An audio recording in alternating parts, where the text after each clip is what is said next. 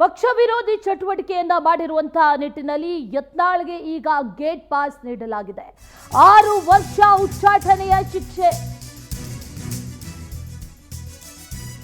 ಬಸನಗೌಡ ಪಾಟೀಲ್ ಯತ್ನಾಳ್ಗೆ ಉಚ್ಚಾಟನೆ ಶಿಕ್ಷೆ ಸಿಕ್ಕಿದೆ. ಆಪ್ತರಿಗೂ ಕೂಡ ಈಗ ಡವ ಶುರುವಾಗಿದೆ.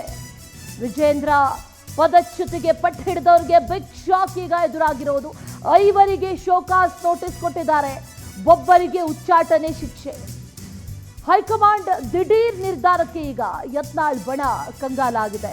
3ನೇ ಬಾರಿಗೆ ಬಿಜೆಪಿಯಿಂದ ಯತ್ನಾಳ್ ಉಚ್ಚಾಟನೆಗೊಂಡಿದ್ದಾರೆ. ರಮೇಶ್ ಜಾರಕಿಹೊಳಿ, ಕುಮಾರ್ ಬಂಗಾರಪ್ಪ, ಬಿಪಿ ಹರೀಶ್, ಪ್ರತಾಪ್ ಸಿಂಹ ಸೇರಿದಂತೆ ಯತ್ನಾಳ್ ಬಣದವರಿಗೆ ಈಗ ತಲ್ಲಣ. ಈ ವಿರೋಧಿ ಗುಂಪಿನಲ್ಲಿ ಕಾಣಿಸಿಕೊಂಡಂತವರಿಗೆ, ಒಂದಷ್ಟು ಪಕ್ಷ ವಿರೋಧಿ ಚಟುವಟಿಕೆಗಳನ್ನ ಮಾಡ್ತಾ ಇದ್ದಂಥವರಿಗೆ ಈಗ ಶಿಕ್ಷೆ ಸಿಕ್ಕಿದೆ. 5 ಶೋಕಾಸ್ ನೋಟಿಸ್, ಒಬ್ಬರಿಗೆ ಉಚ್ಚಾಟನೆ ಶಿಕ್ಷೆ. ಆಪ್ತರು ಅಂತ ಗುರುತಿಸ್ಕೊಂಡವರು, ಯತ್ನಾಳ್ ಆಪ್ತರು ಅಂತ ಗುರುತಿಸ್ಕೊಂಡವ್ರಿಗೂ ಈಗ ಒಂದು ರೀತಿಯಲ್ಲಿ ಡವ ಶುರುವಾಗಿದೆ. ಎಲ್ಲಿ ತಮ್ಮೇಲೂ ಕೂಡ ಈ ಉಚ್ಚಾಟನೆ ಶಿಕ್ಷೆ ಆಗಿಬಿಡುತ್ತೋ ಅನ್ನುವಂಥ ನಿಟ್ಟಿನಲ್ಲಿ ಅವ್ರಿಗೂ ಕೂಡ ಈಗ ಒಂದು ರೀತಿಯಲ್ಲಿ ಭಯ.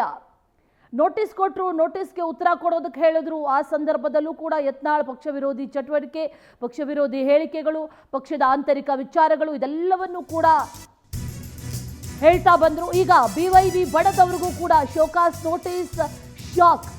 ಹೊಸಬರಿಗೂ ಕೂಡ ಈ ಉಚ್ಚಾಟನೆ ಭಾಗ್ಯ ಕಾದಿದ್ಯಾ ಅನ್ನೋ ಪ್ರಶ್ನೆ.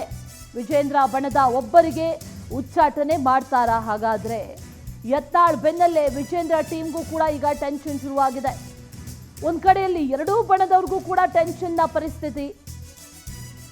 ಆ ಕಡೆಯಲ್ಲಿ ಯತ್ನಾಳ್ ಬಣದವರಿಗೆ ಅವ್ರಿಗೂ ಕೂಡ ಭಯ, ಎಲ್ಲಿ ಉಚ್ಚಾಟನೆ ಮಾಡಿಬಿಡ್ತಾರೋ. ಶೋಕಾಸ್ ನೋಟಿಸ್ ಕೊಟ್ಟಿದ್ದಾರೆ, ಇನ್ನಷ್ಟು ಶಾಕ್ ಕಾದಿದ್ಯಾ ಅನ್ನುವಂಥ ಟೆನ್ಷನ್ ಆದರೆ, ಮತ್ತೊಂದು ಕಡೆಯಲ್ಲಿ ವಿಜೇಂದ್ರ ಬಣದವ್ರಿಗೂ ಕೂಡ ಈಗ ಆ ಭಯ ಕಾಡ್ತಾ ಇದೆ. ತಮ್ಮ ಮೇಲೂ ಕೂಡ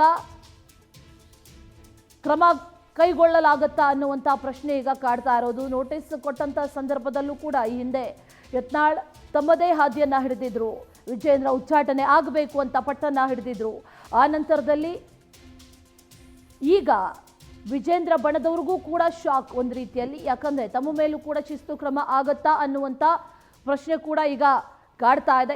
ಏನ್ ಆಗತ್ತೆ ಅನ್ನುವಂಥ ಪ್ರಶ್ನೆ, ಕುತೂಹಲ ಎರಡೂ ಇದೆ. ಉಚ್ಚಾಟನೆಯ ಬೆನ್ನಲ್ಲೇ ನೇರವಾಗಿ ಕಲಬುರಗಿಗೆ ಯತ್ನಾಳ್ ಕಲಬುರಗಿಗೆ ಬಂದಿದ್ದಾರೆ. ಚಿಂಚೋಳಿಗೆ ಆಗಮಿಸಿದ್ದಾರೆ ಬಸನಗೌಡ ಪಾಟೀಲ್ ಯತ್ನಾಳ್. ದೆಹಲಿಯಿಂದ ಡೈರೆಕ್ಟ್ ಆಗಿ ಕಲಬುರಗಿಗೆ ಬಂದಿದ್ದಾರೆ ಶಾಸಕರು. ಈಗ ಉಚ್ಚಾಟನೆ ಆಯಿತು. ಉಚ್ಚಾಟನೆಯ ಬಳಿಕ ಶಾಸಕ ಯತ್ನಾಳ್ ಮುಂದಿನ ನಡೆ ಏನು, ರಾಜಕೀಯವಾಗಿ ಮುಂದಿನ ನಡೆ ಏನು, ಅದರ ಬಗ್ಗೆ ಏನ್ ತೀರ್ಮಾನ ಮಾಡ್ತಾರೆ, ಇವತ್ತೇ ತೀರ್ಮಾನವನ್ನ ಮಾಡ್ತಾರಾ ಅನ್ನುವಂಥ ಪ್ರಶ್ನೆ ಕೂಡ ಇದೆ. ಚಿಂಚೋಳಿಯಲ್ಲಿ ಸಭೆ ಇಲ್ಲದೇ ಇದ್ರೂ ಕೂಡ ಈಗ ಯತ್ನಾಳ್ ಆಗಮಿಸಿದ್ದಾರೆ, ಡೈರೆಕ್ಟ್ ಆಗಿ ಚಿಂಚೋಳಿಗೆ ಆಗಮಿಸಿದ್ದಾರೆ. ಇದರ ಹಿಂದೆ ಇರುವಂತಹ ಮರ್ಮ ಏನು ಅನ್ನುವಂಥ ಪ್ರಶ್ನೆ. ದೆಹಲಿಯಿಂದ ಡೈರೆಕ್ಟ್ ಕಲಬುರಗಿಗೆ ಬಂದಿದ್ದಾರೆ, ಚಿಂಚೋಳಿಗೆ ಆಗಮಿಸಿದ್ದಾರೆ. ಉಚ್ಚಾಟನೆಯ ಬಳಿಕ ಯತ್ನಾಳ್ ಮುಂದೆ ಯಾವ ನಿರ್ಧಾರವನ್ನ ಕೈಗೊಳ್ತಾರೆ ಅನ್ನುವಂಥ ಪ್ರಶ್ನೆ ಈಗ ಕಾಡ್ತಾ ಇದೆ. ಹೈಕಮಾಂಡ್ ಒಂದಷ್ಟು ಕಠಿಣ ನಿರ್ಧಾರಗಳನ್ನು ತೆಗೆದುಕೊಂಡಿದೆ.